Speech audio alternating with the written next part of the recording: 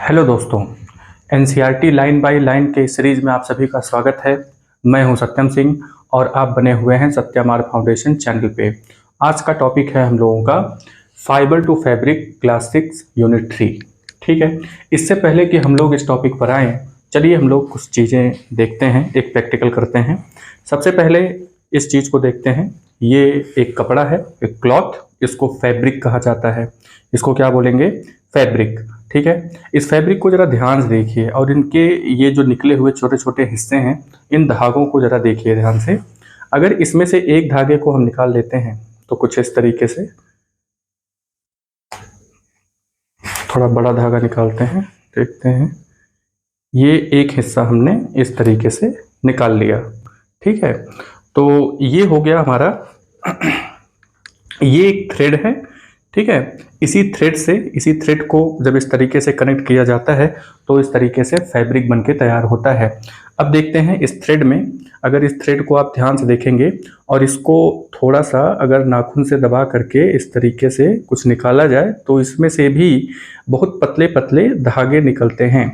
यानी कि ये जो थ्रेड है ये और भी छोटे छोटे पतले धागों से मिलकर के बना हुआ होता है, जिसको हम लोग फाइबर कहते हैं। ठीक है, तो फाइबर टू फैब्रिक ये लेसन का नाम है।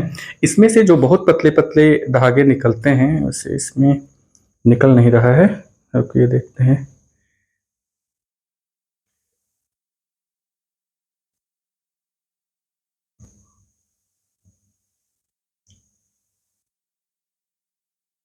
तो अब इस तरीके से तो ये निकलेगा नहीं। तो यहाँ पे अगर आप देखेंगे ध्यान से, इसमें भी बहुत पतले पतले धागे होते हैं। आप खुद निकाल के देख लीजिए, आपके बैग का कोई रेशा हो या फिर कपड़े का कोई रेशा इस तरीके से निकला हुआ हो, तो इसको अगर बहुत ध्यान से देखेंगे ना तो इसमें कुछ छोटे छोटे पतले पतले इस तरीके से रेशे होते हैं। तो इसी को फाइबर कहा जाता है। ठीक है, ये हो गया फाइबर। ये नहीं दिख रहा होगा, बहुत पतला पतला है, आप खुद निकाल के देख लीजिए। तो वो फाइबर होता है। फाइबर को जब आपस में मिलाते हैं तो इस तरीके से एक थ्रेड बनता है। इसको यार्न कहा जाता है, धागा कहा जाता है।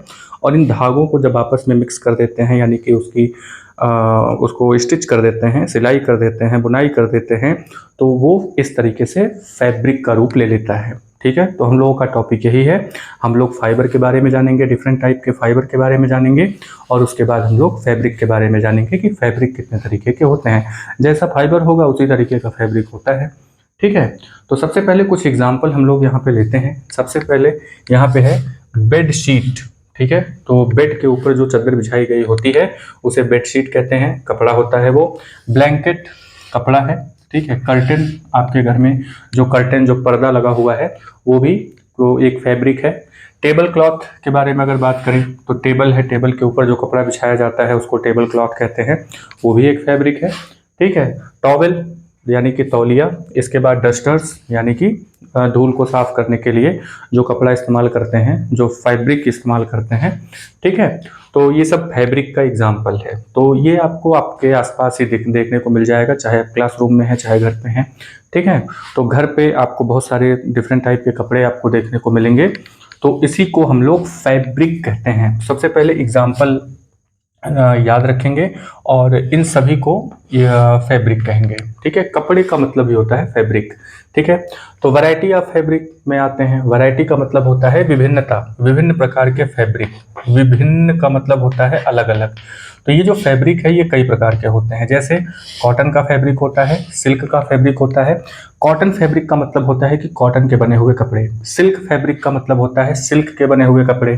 ठीक है, वूल का मतलब होता है, यानी कि वूल जो होता है, वूल से बने हुए जो कपड़े होते हैं, ठीक है, तो उसको वूलन फैब्रिक कहेंगे। वूल के बने हुए कपड़े यानी कि वूलन फैब्रिक हो गया, कॉटन फैब्रिक हो गया, सिल्क फैब्रिक हो गया।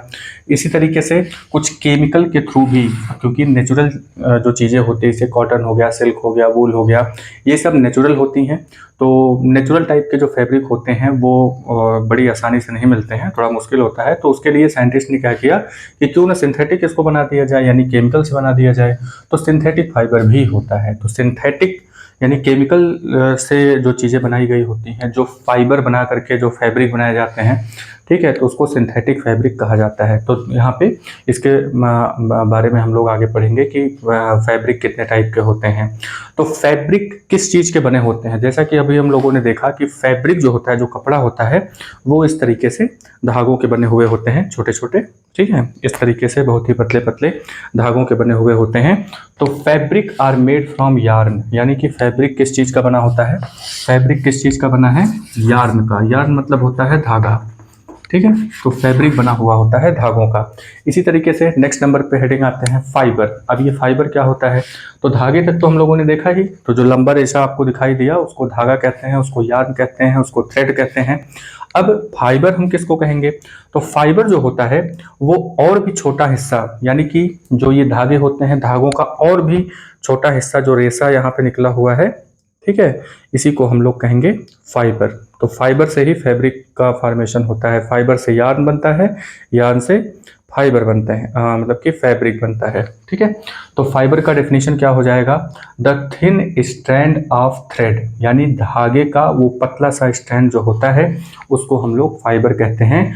और ये बहुत ही, ये जो थ्रेड होता है, थ्रेड का और भी पतला हिस्सा होता है, थिनर स्ट्रैंड होते हैं, जिसको हम लोग फाइबर कहेंगे। तो क्या डेफिनेशन निकल करके आता है, fibre the thin strands of thread are made up of still thinner strands, यानी कि जो धागे होते हैं, जो पतला सा स्ट्रैंड जो होता है उसको धागा कहते हैं, और वो जो धागा होता है वो और पतले पतले स्ट्रैंड का बना होता है, जिसको हम लोग फाइबर कहते हैं। तो फाइबर से यार्न बनाते हैं, यार्न से फैब्रिक बनाते हैं। तो अभी तक की स्टोरी बस इतनी ही है, ठीक है। तो फाइबर से हम लोग क्या बनाएंगे, यार्न यानी कि धागे बनाएंगे, और धागों से बना देते हैं फैब्रिक, ठीक है। तो इतनी बातें यहाँ पे हैं। तो इस लेसन में हम लोगों को यही पढ़ना है कि फाइबर टू फैब्रिक। तो फाइबर क्या होता है, ये हम लोगों ने देखा कि बहुत ही पतले रेशे होते हैं, उनको मिला करके धागे यानी कि यार्न बनाया जाता है, और यार्न से सिलाई बुनाई करके फैब्रिक बना दिया जाता है, ठीक है। नेक्स्ट नंबर पे हम लोग आते हैं टाइप ऑफ फाइबर। तो फाइबर कितने तरीके के होते हैं, ठीक है। तो ये फाइबर यानी कि वो जो पतले रेशे होते हैं वो कहाँ से हमें मिलते हैं, एक होता है कि नेचर से डायरेक्ट हम लोगों को मिल जाता है, जैसे कि कॉटन हो गया, जूट हो गया, सिल्क हो गया, ठीक है, वूल हो गया। तो ये सब हमें नेचर से मिलते हैं, तो इनको हम लोग नेचुरल फाइबर कहेंगे, और उनसे बने हुए कपड़ों को नेचुरल फैब्रिक कहेंगे। इसी तरीके से केमिकल से जब चीज़ों को बना दिया जाता है, केमिकल से जब फाइबर बनाए जाते हैं, फिर उससे जो है फैब्रिक बनाया जाता है, तो उसको हम लोग सिंथेटिक कहते हैं। यानी कि फाइबर यहाँ पे दो तरीके के होते हैं। There are two type of fibre, first is natural fibre and second is synthetic fibre. What are natural fibres, the fibre obtain from plant and animals, यानी कि जो फाइबर प्लांट और एनिमल से पाए जाते हैं, जो फाइबर प्लांट और एनिमल से ऑब्टेन किए जाते हैं। ऑब्टेन का मतलब होता है प्राप्त करना, ऑब्टेन का मतलब प्राप्त करना, ठीक है। यानी कि जो फाइबर हमें प्लांट और एनिमल से मिलते हैं उनको हम लोग नेचुरल फाइबर कहते हैं। तो यहाँ पे कुछ एग्जाम्पल दिया हुआ है, जैसे कि कॉटन हो गया, जूट हो गया, सिल्क हो गया, और वूल हो गया। तो कॉटन, जूट, तो कॉटन और जूट जो होता है वो हमें कहाँ से मिलता है, प्लांट से, यानी कि ये प्लांट फाइबर है। और इसी तरीके से सिल्क और वूल आते हैं, तो सिल्क और वूल जो हैं ये हमें एनिमल से मिलता है, एनिमल, ठीक है। तो एनिमल में जैसे कि सिल्क है तो सिल्क वॉर्म से मिलेगा, यानी कि रेशम, सिल्क मतलब रेशम होता है, तो रेशम का एक कीड़ा होता है जिसको हम लोग सिल्क वॉर्म कहते हैं, ठीक है। तो सिल्क वॉर्म जो होता है, सिल्क वॉर्म से हमें सिल्क मिलता है। वूल की अगर हम बात करें तो वूल जो होता है ये भी एक एनिमल से मिलता है, जैसे कि शीप, गोट और ऊंट से भी जो होता है उसके भी बालों से जो है कपड़े बनाए जाते हैं। तो यहाँ पे शीप है, तो शीप का जो फ्लीस होता है, यानी कि fleece of sheep, fleece of sheep से हमें वूल मिलता है, ठीक है। इसके बारे में हम लोग डिटेल में आगे बात करेंगे। तो यहाँ पे दो तरह के फाइबर आपको देखने को मिलेंगे, एक नेचुरल फाइबर है, दूसरा सिंथेटिक फाइबर है। अब ये सिंथेटिक फाइबर कहाँ से मिलता है, तो सिंथेटिक फाइबर जो होता है ये हमें केमिकल से मिलता है, यानी कि केमिकल को मिला करके, केमिकल का यूज करके सिंथेटिक फाइबर बनाया जाता है। तो क्या डेफिनेशन इसकी निकल करके आती है कि fibres which are made from chemical substance, fibres यानी synthetic fibres are those fibres which are made from chemical substances. किस चीज के बने होते हैं? केमिकल सब्सटेंस के बने होते हैं, which are also made from plant and animals. यानी कि ये जो केमिकल सब्सटेंस हैं ये प्लांट और एनिमल्स से ही केमिकल बनाए जाते हैं और उस केमिकल को फाइबर बनाने के लिए यूज किया जाता है। तो ऐसे फाइबर जो केमिकल सब्सटेंस से बने होते हैं उन्हें हम सिंथेटिक फाइबर कहते हैं। सिंथेटिक का मतलब होता है संश्लेषित, संश्लेषित। तो संश्लेषित रेशा, संश्लेषित रेशा यानी कि सिंथेटिक फाइबर। तो सिंथेटिक फाइबर जो होते हैं, संश्लेषित रेशे जो होते हैं वो केमिकल से बनाए जाते हैं, यानी कि रसायन से बनाए जाते हैं। इसका एग्जाम्पल है पॉलीएस्टर। क्या नाम इसका याद करेंगे? पॉलीएस्टर। तो पॉलीएस्टर ऐसे जल्दी से बोल देते हैं तो आप इसकी स्पेलिंग याद रखेंगे, पॉली, पॉलीएस्टर। नेक्स्ट नंबर पे है नाइलॉन, नाइलॉन। और अगले नंबर पे है एक्रिलिक। तो एक्रिलिक, पॉलीएस्टर, नाइलॉन और एक्रिलिक। पॉलीएस्टर, नाइलॉन और एक्रिलिक, ठीक है। पॉलीएस्टर, नाइलॉन और एक्रिलिक ये सिंथेटिक फाइबर हैं। पॉलीएस्टर, नाइलॉन और एक्रिलिक सिंथेटिक फाइबर है। कॉटन, जूट और सिल्क, वूल ये सब नेचुरल फाइबर होते हैं, ठीक है। तो जैसा कि अभी तक हम लोगों ने देखा कि फाइबर टू फैब्रिक की कहानी में फाइबर से लेकर के फैब्रिक तक की स्टोरी में बीच में एक चीज आ जाता है जिसको हम लोग थ्रेड कहते हैं। तो फाइबर जो होता है वो बहुत ही पतले रेशे होते हैं। जैसे कॉटन जो होता है, कॉटन बॉल, रुई जिसको कहते हैं, तो रुई का एक बहुत ही पहला, एक बहुत ही सिंपल सा, बहुत ही नॉर्मल जो हिस्सा होता है, एक बहुत ही पतला सा रेशा जो होता है, उस रेशे को निकालते हैं, उस रेशे को घुमा करके, ट्विस्ट करके धागे बनाते हैं, ठीक है। तो पहले के समय में जो होता था वो कॉटन से धागे निकाले जाते थे। पहले समय में चरखा और तकली दो चीज़ें यूज़ की जाती थी। जैसे गांधी जी जो चरखा चलाते थे, ठीक है, और सब हर घर में उन्होंने कहा कि चरखा चला करके लोग कॉटन से जो है थ्रेड बनाए और उसके बने हुए कपड़ों को पहने, जिसको खादी आंदोलन के नाम से भी जाना जाता है, ठीक है। तो जो धागे होते हैं वो फाइबर के बने होते हैं। तो किसी न किसी फाइबर के तो वो बने ही होंगे, चाहे वो नेचुरल फाइबर हों या फिर वो सिंथेटिक फाइबर हों, ठीक है। तो इसके आगे हम लोग एक एक फाइबर के बारे में जानने की कोशिश करेंगे। जैसे कॉटन है, सिल्क है, वूल है, इन सब चीज़ों के बारे में जानेंगे कि ये हमें कहाँ से मिलता है और किस तरीके से इसको आगे यूज़ करते हैं फैब्रिक बनाने के लिए, ठीक है। चलिए नेक्स्ट।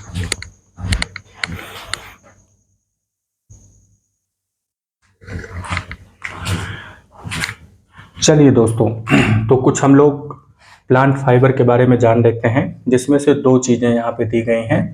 एक है कॉटन, दूसरा है जूट, ठीक है। तो कॉटन और जूट के बारे में हम लोग जानेंगे, जिसमें सबसे पहले नंबर पे आता है कॉटन।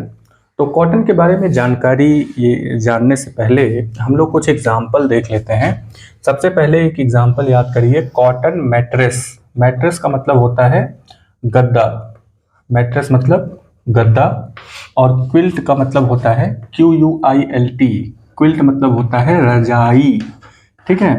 तो अभी भी ठंडी बीती है, तो गद्दा और रजाई में जो भरा हुआ होता है वो यही कॉटन होता है, ठीक है। या फिर कॉटन पिलो देख लीजिए, पिलो मतलब होता है तकिया, पिलो का मतलब है तकिया, ठीक है। तो रजाई, गद्दा और तकिया, उसमें जो भरा हुआ होता है वो कॉटन होता है, ठीक है। तो अब यहाँ पे क्वेश्चन ये उठता है कि ये कॉटन आता कहाँ से है?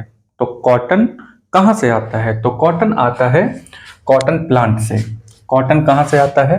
कॉटन आता है कॉटन प्लांट से, यानी कि cotton comes from the fruits of cotton plant. यानी कॉटन का एक पेड़ होता है, उसका जो फ्रूट है वही उसमें कॉटन बॉल की तरह, वो बॉल की तरह होता है, तो उसको कॉटन बॉल नाम दिया जाता है। यानी कि fruit of cotton plant, fruit of cotton plant को कॉटन बॉल्स कहा जाता है। बॉल्स इसलिए कहा जाता है क्योंकि वो सफेद सफेद ऐसे, इसका साइज लेमन की तरह होता है। लेमन का मतलब नींबू, तो जितना बड़ा नींबू होता है उतने ही साइज का ये कॉटन बॉल्स होते हैं। और ये जो कॉटन बॉल्स होते हैं उनको जब फसलें, यानी कि जब उसको खेतों में लगाया जाता है और जब वो कॉटन बॉल्स पूरा अच्छे से बन जाते हैं तो उनको सारे कॉटन बॉल को अलग कर लिया जाता है, ठीक है। तो कॉटन बॉल को कॉटन बॉल को अलग करके उसकी गिनिंग की जाती है। कॉटन बॉल को अलग करते हैं इस तरीके से, ये कॉटन बॉल होते हैं, ठीक है, सफ़ेद सफ़ेद सा होता है कॉटन बॉल, ठीक है। तो इसकी गिनिंग की जाती है। गिनिंग का मतलब ये है कि इस बॉल में सीड होते हैं, ठीक है, इस तरीके से सीड होते हैं। रुई होता है, ठीक है, उसके अंदर इस तरीके से सीड्स पाए जाते हैं। तो अगर इनसे हमें फाइबर बनाना है तो सबसे पहले हमें इन सीड को हटाना होगा। तो सीड को हटाने के लिए इस तरीके से एक बड़ा सा कंघा टाइप का होता है, इस तरीके से, ठीक है। तो उनके बीच में से ऐसे कॉटन को पूरा रखते हैं और उनके बीच में से इस तरीके से इस कंघे को चलाते हैं। तो इससे होता क्या है कि जो सीड होते हैं वो सब अलग हो जाते हैं। तो सबसे पहले हमें क्या करना होता है, सबसे पहले इस कंघे की तरह कंघे को लेकर के उस सीड को पूरा अलग किया जाता है। तो इसी प्रोसेस को, यानी कि सीड को अलग कर दिया जाता है और फाइबर को अलग कर लेते हैं, इसी को गिनिंग प्रोसेस कहा जाता है। क्या कहेंगे इसको? गिनिंग। चलिए डेफिनेशन इसकी देख लेते हैं कि गिनिंग क्या होती है। Fibres are separated from the seed, यानी सीड से फाइबर को अलग कर लिया जाता है। कैसे अलग करते हैं? By combing. कॉम्बिंग का मतलब होता है कंघी करते हैं उसका, जैसे आप बाल को झाड़ते हैं, ठीक है। अब एक आपने देखा होगा कि एक होता है जो बहुत ही पतले पतले उसमें होते हैं, तो उसको ककवा बोला जाता है, ठीक है। तो यह जुएं वाली कंघी बोली जाती है उसको। तो उससे जब इस तरीके से उसको झाड़ते हैं बालों को, ठीक है, तो उसमें जो जुएं होते हैं वो उसमें अलग हो जाते हैं। ठीक उसी तरीके से यहाँ पे इनकी कॉम्बिंग की जाती है। फिलहाल वो जो कंघा होता है उसको कंघी नहीं कंघा बोल रहे हैं, क्योंकि वो काफ़ी बड़ा होता है और लोहे का होता है, ठीक है। तो उससे सीड को अलग करते हैं। तो जब उस पर इस तरीके से झाड़ा जाता है तो जैसे जुएं सर से बाहर निकल जाते हैं बालों से, उसी तरीके से ये जो कॉटन बॉल है, जो रुई है, उसके अंदर जो सीड होते हैं वो अलग हो जाते हैं, ठीक है। तो fibres are separated from the seed by combing. इसी प्रोसेस को गिनिंग कहा जाता है। This process is called ginning, ठीक है। तो बहुत सिंपल सा डेफिनेशन इसका है कि भाई सीड से कॉटन को अलग कर लो, फाइबर को अलग कर लो, इसी को गिनिंग प्रोसेस कहा जाता है। अब ये गिनिंग प्रोसेस दो तरीके से होता है। पहले शुरू में इसको तो हाथ से ही अलग करते थे, जैसे उसको खोजते थे, सीड मिलता था, उसको अलग कर लेते थे हाथ से। लेकिन जब टेक्नोलॉजी डेवलप हुई तो गिनिंग मशीन आ गई। गिनिंग मशीन क्या करती है कि उसमें सारे कॉटन बॉल को डाल देते हैं और वो सीड और फाइबर को अलग कर देता है, ठीक है। तो ये सारी चीज़ें, चलिए यहाँ से फाइबर अलग हो गया, कॉटन से फाइबर अलग हो गया। अब आते हैं जूट पर। तो ये जो जूट होता है ये भी, इसका भी एक प्लांट होता है, उससे हमें फाइबर निकालना है। तो jute fibre are obtained from the stems of the jute plant. एक जूट प्लांट होता है, उस प्लांट के स्टेम से, ठीक है, यानी कि जो उसका तना होता है, जो तने वाला हिस्सा है, जैसे अगर जूट प्लांट बनाया जाए तो ये कुछ इस तरीके से पत्तियां होती हैं इसकी, और ठीक है। तो ये जो स्टेम वाला हिस्सा है, ये यहीं से रेशे के रूप में ये जूट फाइबर अलग कर लिया जाता है, ठीक है। तो अब अगला सवाल ये आता है कि ये जो प्लांट है जूट वाला, ये कहाँ पे लगाया जाता है, यानी कि कब वो इसको बोते हैं। तो ये रेनी सीजन में, यानी कि जब बारिश का समय आता है तो इसकी बुआई चालू होती है, यानी कि cultivated during the rainy season. यानी जूट प्लांट्स जो होते हैं उन्हें रेनी सीजन में लगाया जाता है, और जहाँ पे बारिश ज़्यादा होती है वहाँ पे ये जूट अच्छा खासा लगाया जाता है, ठीक है। तो कहाँ कहाँ बारिश अच्छी खासी हो जाती है, जैसे है वेस्ट बंगाल, बिहार और आसाम में, ठीक है। तो बारिश जहाँ पे अच्छी होती है, जहाँ पे पानी की व्यवस्था अच्छी होती है, वहाँ पे जूट प्लांट लगाए जाते हैं, ठीक है। तो फिर इनको हार्वेस्ट कब किया जाता है, यानी इनकी कटाई कब की जाती है? तो जब जूट फ्लावरिंग स्टेज पर पहुंच जाता है, यानी कि जब उसमें फ्लावर बनने लगते हैं, यानी कि पूरी तरीके से वो प्लांट मैच्योर हो चुका है, ठीक है, पूरी तरीके से वो बड़ा हो चुका है, तभी तो उसमें फ्लावर लगे हैं। तो जब ये फ्लावरिंग स्टेज पर पहुंचता है तो उनको काट लिया जाता है, ठीक है। तो उनको काट करके क्या करते हैं, immersed in water. Jute plant को, इमर्स मतलब होता है डुबाना, ठीक है, तो डुबाना, डुबाने का मतलब होता है पानी, एक ऐसे टैंक लेते हैं, टंकी होती है पानी की, उसमें सारे प्लांट को डाल देते हैं। तो 1 हफ्ते 2 हफ्ते तक इसी तरीके से छोड़ देते हैं। तो उससे होता क्या है कि इनके जो स्टेम हैं वो रॉट हो जाते हैं। रॉट का मतलब होता है सड़ना, यानी कि उनका जो तना है वो पूरी तरीके से सड़ जाता है और उसमें से हाथों से इस तरीके से फाइबर को अलग कर लिया जाता है। ठीक है, फिर उसमें कॉम्बिंग करके उसको और छोटा छोटा महीन कर लेते हैं, उसकी अलग प्रोसेस होती है। ठीक है, तो ये जूट प्लांट है। कहाँ कब इसको उगाते हैं, किस किस समय इसको काटा जाता है, कहाँ पे मेनली ये उगाया जाता है, वेस्ट बंगाल, बिहार और आसाम में। ठीक है, और ये गिनिंग प्रोसेस क्या है, कॉटन कॉटन कहाँ से आता है, जूट कहाँ से मिलता है। तो ये तमाम तरीके की चीज़ें हैं जिनके बारे में हम लोगों ने जाना। तो अभी तक तो हम लोग खाली रुई अलग कर रहे थे, रेसे अलग कर रहे थे। अब उनको हमें आपस में मिक्सअप करना है, उनको इस तरीके से ट्विस्ट करना है कि वहाँ पे एक थ्रेड बन जाए, एक धागा बन जाए, यानी कि यार्न बन जाए। तो अगर हमें फैब्रिक बनाना है तो इन फाइबर का हमें क्या करना है। ठीक है, फाइबर से फैब्रिक बनाना है। तो फाइबर कहाँ से मिलता है ये हम लोगों ने जान लिया है। अब फाइबर का क्या करें ऐसा कि वो फैब्रिक में कन्वर्ट हो। तो फाइबर को फैब्रिक बनाने के लिए सबसे पहले उन्हें हमें यार्न यानी कि धागों में बदलना होगा। ठीक है, जो रेसे होते हैं सबसे पहले उनको धागों में बदलना होता है। ये जो धागा आप देख रहे हैं इस तरीके से धागे में बदलना होता है, इसको हम लोग कहते हैं यार्न। ठीक है, तो ये पतले पतले रेसे यहाँ पे दिख रहे होंगे, इसी को फाइबर कहा जाता है। और ये फाइबर को जब ट्विस्ट किया जाता है तो इस तरीके से धागे बनते हैं और इन धागों को मिला करके इस तरीके से फैब्रिक बना दिया जाता है, जो हम लोगों ने स्टार्टिंग में देखा। ठीक है, तो नेक्स्ट क्वेश्चन तो यही उठता है कि अब ये फाइबर से फैब्रिक कैसे बनता है।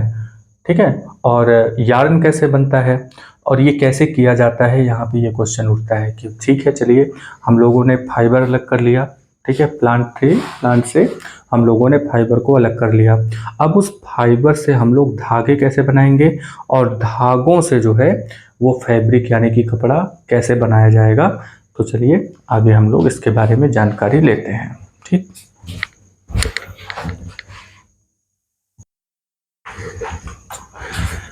चलिए स्टोरी को आगे बढ़ाते हैं और हम लोग देखते हैं यहाँ पे कि फाइबर तो हम लोगों ने ले लिया। अब फाइबर से फैब्रिक तक की कहानी और आगे कैसे बढ़ती है। तो फाइबर हम लोग निकालते हैं, उसके बाद सबसे पहले यार्न बनाते हैं। यार्न मतलब धागे, वो जो लंबे लंबे रेशे धागे हैं, थ्रेड हैं, उनको बनाया जाता है और फिर उनको आपस में ट्विस्ट करके मिला करके फैब्रिक बनाया जाता है। ठीक है, तो यहाँ पे एक प्रोसेस आती है जिसको हम कहते हैं स्पिनिंग। स्पिनिंग का मतलब होता है कि जैसे 2 धागों को इस तरीके से निकाल लिया जाए भी, जैसे इस तरीके से लिया गया और इनको इस तरीके से स्पिन कर दिया गया, आपस में ट्विस्ट कर दिया गया ऐसे करके। ठीक है, ऐसे स्पिनिंग, ऐसे घुमा दिया। स्पिनिंग का मतलब ही होता है घुमाना। ऐसे रेसों को लेते हैं और घुमा देते हैं उसको। ठीक है, जब घुमाते हैं तो इस तरीके से थ्रेड निकल करके आता है। ठीक है, तो क्या इसकी प्रोसेस यानी कि इसकी डेफिनेशन में क्या लिखेंगे कि what is spinning. Spinning process के बारे में बताइए। तो स्पिनिंग क्या है, ये एक प्रोसेस है। ठीक है, प्रोसेस कौन सी है, मेकिंग यार्न। ये कौन सी प्रोसेस है, ऑफ मेकिंग यार्न, यानी कि धागे बनाने की प्रोसेस है। स्पिनिंग अगर आपसे पूछा जाता है कि व्हाट इज स्पिनिंग प्रोसेस या स्पिनिंग पूछा जाता है तो आप क्या बताएंगे इसमें कि the process of making yarn from fibre. तो यार्न कहाँ से बनाते हैं, किस चीज़ से बनाते हैं, फाइबर से। यानी फाइबर से धागे बनाना, फाइबर से यार्न बनाने को ही हम स्पिनिंग कहते हैं। तो ठीक है, तो सबसे पहले यहाँ पे देखते हैं इस प्रोसेस में होता क्या है। सबसे पहले कॉटन वूल लेते हैं, यानी कि वो जो कॉटन बॉल था पूरा पूरा जो इकट्ठा ले लेते हैं इस तरीके से। पूरा जो फाइबर यानी कि जो वूल है, जो उसके बॉल्स हैं, कॉटन बॉल्स ढेर सारा ले लेते हैं। ठीक है, कॉटन ले लेते हैं, फिर उसमें से निकालते हैं फाइबर, यानी कि उन रेसों को बाहर निकाला जाता है। फाइबर्स आर ड्रॉन, यानी कि रेसों को बाहर निकालते हैं। फिर फाइबर को ट्विस्ट करते हैं आपस में, वो जो फाइबर होता है उसको आपस में ट्विस्ट करते हैं। ठीक है, तो ट्विस्ट किया जाता है जिससे कि जो लंबे लंबे यहाँ पे धागे बन जाते हैं, यानी कि यार्न बन जाता है। फाइबर निकालते हैं, फाइबर को ट्विस्ट करते हैं तो इस तरीके से यार्न बनता है। और ये प्रोसेस किन चीज़ों से किया जाता है। तो इसके लिए पहले के समय में स्पाइनिंग डिवाइस के बारे में अगर हम बात करें तो यहाँ पे दो तरह की डिवाइस आपको देखने को मिलेगी। तो सबसे पहले एक आती है तकली और दूसरे नंबर पे आता है चरखा। ठीक है, तो तकली की डिज़ाइन कुछ इस तरीके से हुआ करती थी, ऐसे करके एक डंडा हुआ करता था, यहाँ पे एक और यहाँ पे इस तरीके से एक छोटा होता था और यहाँ पे ऐसे इसको एक रस्सी से बांध करके यहाँ पे ऐसे करके ये डिज़ाइन होती थी। तो यहीं से इसको खींचते थे और यहाँ पे वो जो रुई होता था इसी में से फंसा करके उसको ऐसे खींचा जाता था और इसमें हैंडल लगे हुए होते थे, इस हैंडल को इस तरीके से घुमाया जाता था। तो ये थी तकली। ठीक है, तो इस तरीके से ये तकली था। और चरखा का फिगर उसमें बुक में दिया हुआ है। चरखा जो है वो कुछ इस तरीके से मतलब डिज़ाइन किया हुआ है ऐसे करके। ठीक है, ऐसे मतलब राउंड सा होता है ये। ठीक है, और इस तरीके से डिज़ाइन होता है। तो इसको घुमाते हैं तो इस पर धागे जो है इस तरीके से लपेटे जाते हैं।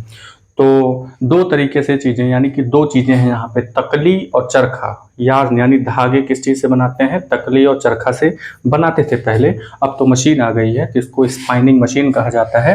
बड़े लेवल पर अगर आपको धागे बनाने हैं तो आपको यहाँ पे स्पाइनिंग मशीन का यूज़ करना पड़ेगा। ठीक है, तो गांधी जी जो थे वो चरखे को प्रमोट कर रहे थे और घर घर में इस तरीके से धागे बनाए जा रहे थे चरखे की मदद से, चरखा और तकली की मदद से। तो जो धागे होम स्पन हुआ करते थे, यानी कि जो धागे घर पे ही बनाए जाते थे, फिर उसको फैक्ट्री में भेजते थे जिससे कि फैब्रिक यानी कि कपड़ा बनाया जा सके। तो होम स्पन यार्न जो होता था उसका नाम खादी रखा गया था। खादी का मतलब होता है कि घर पे बनाए गए धागे। तो घर पे बनाए गए धागे जो होते थे, चरखा और तकली की मदद से बनाते थे उसको, तो उसको खादी नाम दिया गया था।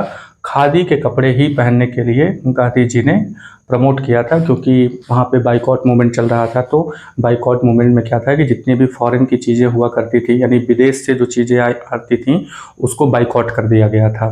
ठीक है, तो बाइकॉट में क्या था कि जितने भी कपड़े हुआ करते थे वहाँ से, यानी इंग्लैंड से जो कपड़े बन करके आते थे, देखिए ये लोग क्या करते थे, कॉटन वगैरह जो अंग्रेज़ थे वो लोग क्या करते थे कि यहाँ से सारे कॉटन खरीद करके ले जाते थे अपने यहाँ, और वहाँ पे फैक्ट्री में बड़े पैमाने पर वही कपड़े बना करके लाते थे और यहाँ पे इस मार्केट में बेचा करते थे। तो यहाँ का जो मार्केट है फैब्रिक का, वो पूरी तरीके से बर्बाद हो चुका था, क्योंकि यहाँ पे जो कपड़े बनाए जाते थे वो हैंड यानी कि हाथों से हैंडमेड होते थे। तो उसको बनाने में बहुत समय लगता था और बहुत महंगे भी होते थे।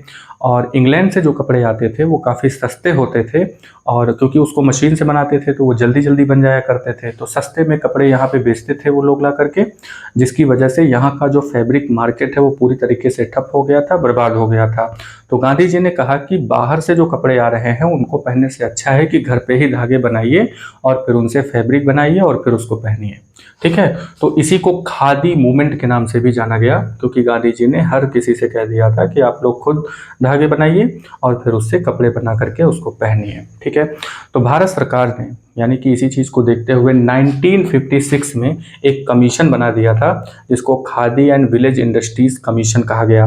यानी कि खादी के कपड़े जो हैं वो आज की डेट में भी खादी मार्केट लगता है। अगर आप थोड़ा सा पता करेंगे अपने आसपास, अपने पापा से पता करेंगे तो वो उनको पता होगा कि खादी मार्केट कहाँ पे है। तो खादी मार्केट में जब आप जाएंगे तो वहाँ पे कॉटन के बने हुए, जूट का तो नहीं, कॉटन के बने हुए कपड़े आपको वहाँ पे मिल जाएंगे।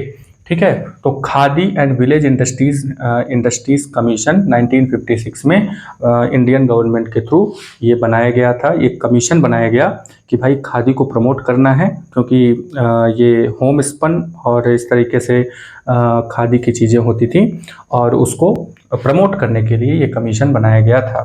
ठीक है, spinning of yarn on a large scale is done with the help of spinning machine. अगर आप फैक्ट्री में कपड़ों को बनाना चाहते हैं तो आपको बड़े पैमाने पर धागे चाहिए, तो वो हाथ से तो बने हुए धागे बड़ा मुश्किल है, वो भी आज के डेट में। तो यहाँ पे मशीन का यूज़ करते हैं, क्योंकि वो स्पाइनिंग ही करता है, उसको घुमा करके धागे बना देता है। तो इसीलिए इस मशीन का नाम रख दिया गया स्पाइनिंग मशीन, या स्पिनिंग मशीन कहिए या स्पाइनिंग मशीन कहिए, जैसे भी आपको याद हो रहा है। डबल एन है यहाँ पे, ये ध्यान रखेंगे। नेक्स्ट नंबर पे अब आपके पास धागे भी आ गए। अब आप इमेजिन करिए कि आपके पास बहुत ज़्यादा धागा है। ठीक है, तो धागे के रूप में जैसे कि जो धागा खरीदते हैं लोग, आपके घर में होगा, तो धागा जो है उसको ऐसे एक वो होता है जिसमें इस तरीके से धागे सब लपेटे गए होते हैं, ठीक है। तो वो एक सिंगल धागा, उसको आपने देखा हुआ होगा, ठीक है। तो वो धागे लेकर के अब हम लोगों को फैब्रिक बनाना है। तो फैब्रिक बनाने के लिए अब फैब्रिक में क्या होता है कि जैसे धागे इस तरीके से हमने धागे ले लिए, ठीक है, ये धागे हैं। तो धागों को क्या करते हैं कि सबसे पहले इस तरीके से अरेंज करते हैं। तो ये इस तरीके से अरेंज हो गया और उसके बाद इस तरीके से अरेंज हो गया, ठीक है। इस तरीके से अरेंज कर देते हैं। तो जैसा कि आप देख रहे हैं, अगर कोई भी कपड़ा बहुत ध्यान से देखेंगे ना, को किसी भी कपड़े को बहुत ध्यान से देखेंगे तो उसमें आपको यही पैटर्न दिखाई देगा।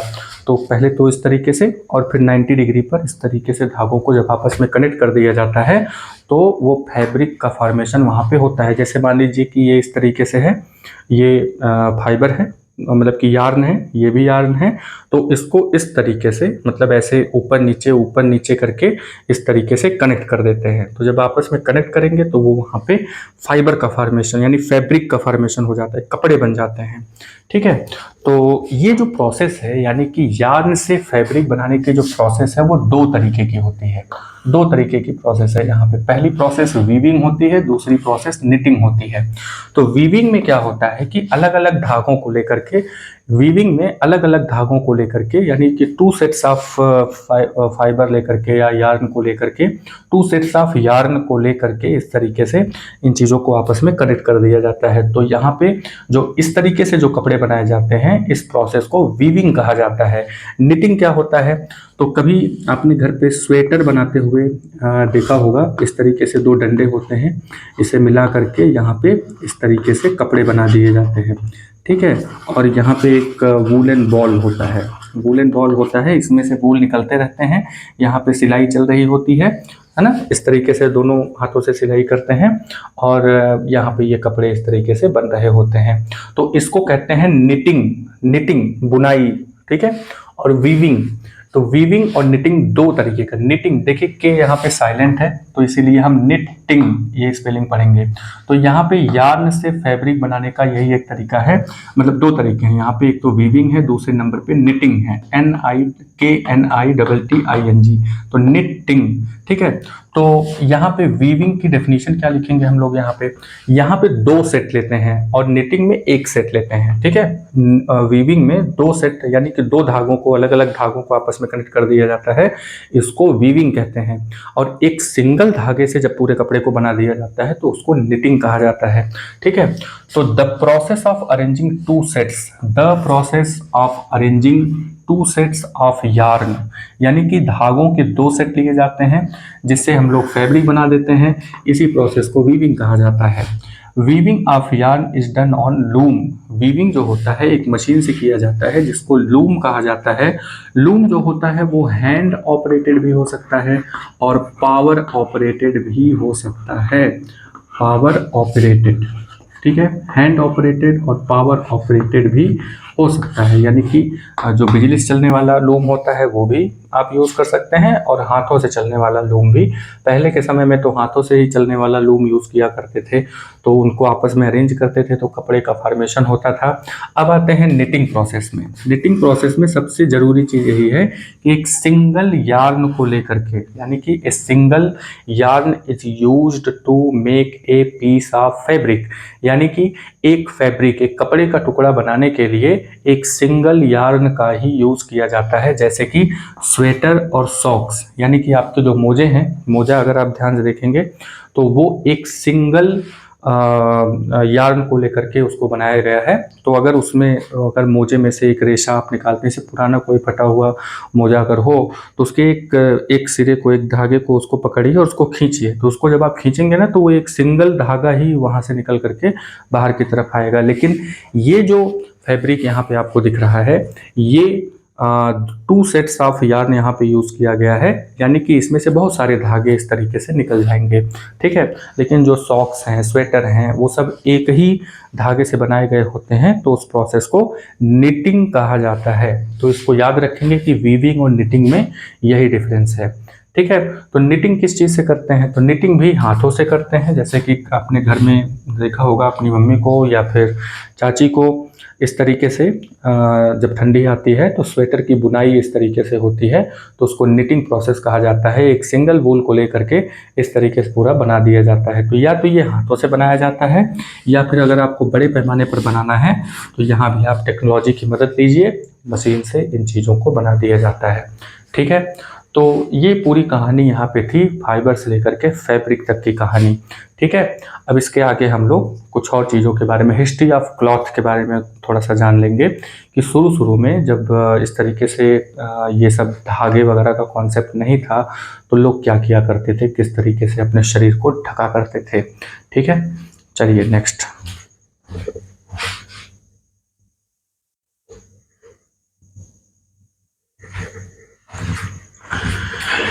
तो नेक्स्ट हेडिंग लिखिए, हिस्ट्री ऑफ क्लॉथिंग मटेरियल्स। ये लास्ट हेडिंग है आपका। तो हिस्ट्री ऑफ क्लॉथिंग मटेरियल्स में, यानी कि पहले के समय में, जब बहुत बहुत पहले जब कपड़े वगैरह नहीं हुआ करते थे तो लोग जो पेड़ होते हैं, पेड़ की जो बड़ी पत्तियां होती हैं, जैसे बनाना हो गया यानी कि केला, और भी बड़ी बड़ी पत्तियां जो होती थी उसको वो लोग लपेटते थे। इसके अलावा जो बार्क होता है यानी पेड़ की जो छाल होती है उसको पूरा निकालते थे, उसके कपड़े बनाया करते, कपड़े क्या मतलब उसको लपेट लिया करते थे।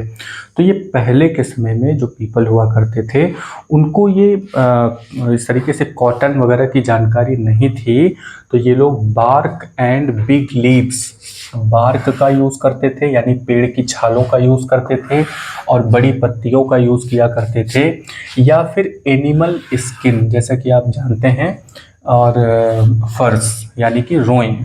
तो एनिमल स्किन जो होता था पहले के समय में, जो एनिमल्स हुआ कर मतलब कि जो इंसान हुआ करते थे वो एनिमल की हंटिंग किया करते थे, यानी उनका शिकार किया करते थे, उनको पकड़ते थे, उनको खाते थे वो लोग। तो उनकी जो स्किन होती थी उसको बहुत ही बारीकी से, बहुत अच्छे तरीके से निकालते थे, जिससे कि पूरी स्किन एक साथ निकल जाए, और फिर उनको कपड़े की तरह वो लोग यूज़ किया करते थे। ठीक है। तो एनिमल स्किन और फर्स ये यूज़ करते थे, और बार्क एंड बिग लीव्स का इस्तेमाल किया करते थे एंशियंट पीपल। धीरे धीरे ये लोग सेटल्ड कम्युनिटीज़ जब हुई, यानी कि नदियों के किनारे जब ये लोग धीरे धीरे घर बना करके रहना शुरू कर दिए तो उनको सेटल्ड कम्युनिटीज़ कहा गया। तो अब वहाँ पे कोई बहुत ज़्यादा काम नहीं रहा करता था, कुछ लोग घर पे ही रुका करते थे, तो उनके दिमाग में ये आया कि चलो क्यों ना ये जो ट्विग्स हैं यानी जो टहनियाँ हैं पेड़ों की, पतली पतली टहनियाँ जो होती हैं या जो घास होते हैं, उनको आपस में चलो मिला देते हैं तो देखते हैं क्या बनता है। तो उसकी उन लोगों ने वीविंग किया, आपस में इस तरीके से मिलाया, उसकी वीविंग किया, और उससे उन्होंने बनाया मैट यानी कि चटाई, और बास्केट यानी कि जो टोकरी होती है उसको बनाना शुरू किया।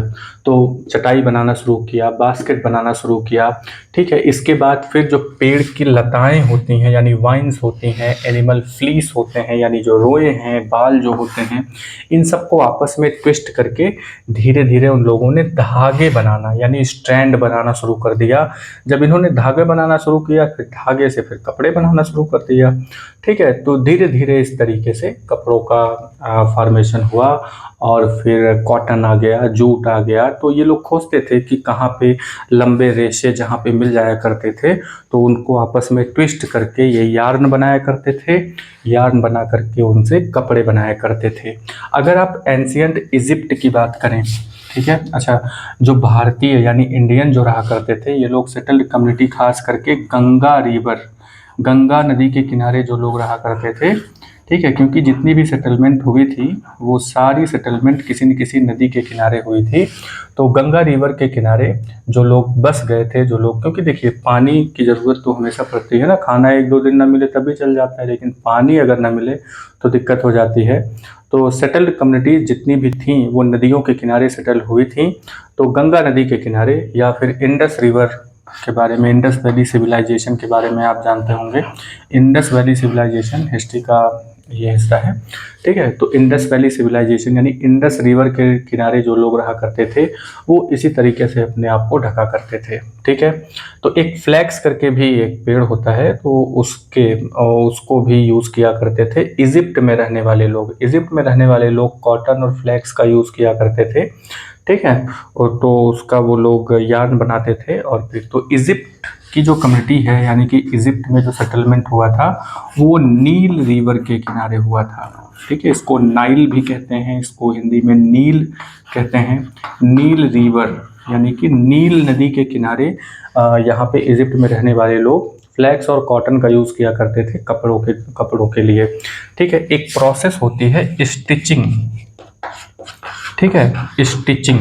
स्टिचिंग का मतलब होता है सिलाई, ठीक है। तो ये जो आज के डेट में जो स्टिचिंग होती है, स्टिचिंग मशीन होती है, स्टिचिंग मशीन, उस समय मशीन वगैरह जैसी कोई चीज़ तो थी नहीं, तो सिलाई की प्रोसेस ये लोग नहीं जानते थे। कपड़े तो बना ले रहे थे लेकिन सिलाई जो है वो नहीं जानते थे कि अलग अलग हिस्सों को जोड़ करके किस तरीके से कपड़े बना दिए जाए, किसी की फिटिंग के कपड़े बना दिए जाएं, किसी के शरीर को यानी कि बॉडी को मेजरमेंट करके उसको कपड़े मतलब उसी हिसाब से उस कपड़े को ढाल दिया जाए। तो ऐसा कुछ था नहीं उस समय।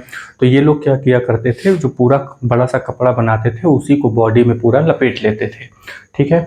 तो ये ट्रेडिशन बहुत पहले से चलती चली आई है। आज की डेट में भी अगर आप देखेंगे तो जैसे इंडियन वुमेन जो है वो साड़ी पहनती हैं, ठीक है। साड़ी, तो साड़ी क्या है, वो पीस ऑफ क्लॉथ ही तो है, उसमें कोई बहुत डिजाइन तो होती नहीं है। अब जैसे ये कपड़ा है तो इसमें यहाँ पे देखिए सिलाई हुई है, तो जिससे कि ये हाथ कवर कर सके, और इस तरीके से ये पूरी बॉडी, ये पैंट में जितनी सिलाइयाँ होती हैं वो सब स्टिचिंग का कमाल है, ठीक है। नहीं तो फिर पहले के समय में जो लेडीज़ हुआ करती थी, आज की डेट में भी देखिए ये सब साड़ी का यूज़ है। और जेंट्स में जो है वो धोती पहनते हैं, और सिख जो होते हैं वो अपना टर्बन जो यूज़ करते हैं। तो टर्बन जो है वो भी एक तरीके से पूरा पीस ऑफ पेपर होता है, सॉरी ये क्लॉथ होता है, पीस ऑफ क्लॉथ होता है। तो पगड़ी, टर्बन मतलब होता है पगड़ी। तो पगड़ी पहने हुए किसी सरदार जी को आपने देखा होगा, तो अगर उसको आप ओपन करेंगे ना तो पूरा एक बड़ा सा साड़ी की तरह ही कपड़ा होता है। तो धोती भी आपने देखा ही होगा, पंडित जी पहनते हैं, और इंडियन ट्रेडिशनल क्लॉथ है धोती, ठीक है। आज की डेट में धोती लोग पहनना छोड़ दिए हैं, जब से ये मॉडर्न ड्रेसेस आ गए हैं वेस्टर्न कल्चर वाले, तब से लोग जो है ट्रेडिशनल कपड़े जो होते हैं उनको छोड़ चुके हैं। तो आज हम लोग स्टिचिंग किए हुए कपड़े पहनते हैं, ठीक है। और साउथ में अगर आप जाएंगे तो लुंगी एक प्रोसेस है ना, एक गाना भी है लुंगी डांस वाला, ठीक है। तो लुंगी जो होता है, लुंगी भी एक पीस ऑफ क्लॉथ है, उसको भी कवर किया जाता है बॉडी को। तो इस तरीके से आज भी हम लोगों का जो ट्रेडिशनल ड्रेस है वो यही चीज़ें हैं, साड़ी है, धोती है, टर्बन है, लुंगी है, ये सब चीज़ें लोग इस्तेमाल करते थे पहले के समय में, आज की डेट में भी इस्तेमाल करते हैं, और ये सब बहुत ट्रेडिशनल है और बहुत अच्छा भी लगता है, ठीक है। नेक्स्ट नंबर पे आते हैं। तो ये जो चैप्टर है आपका यहाँ पे ख़त्म होता है। अब हम लोग एक शॉर्ट में थोड़ा सा ये चैप्टर देख लेते हैं। तो अभी तक हम लोगों ने पढ़ा कि यहाँ पे सबसे पहले हम लोग निकालते हैं फाइबर, ठीक है।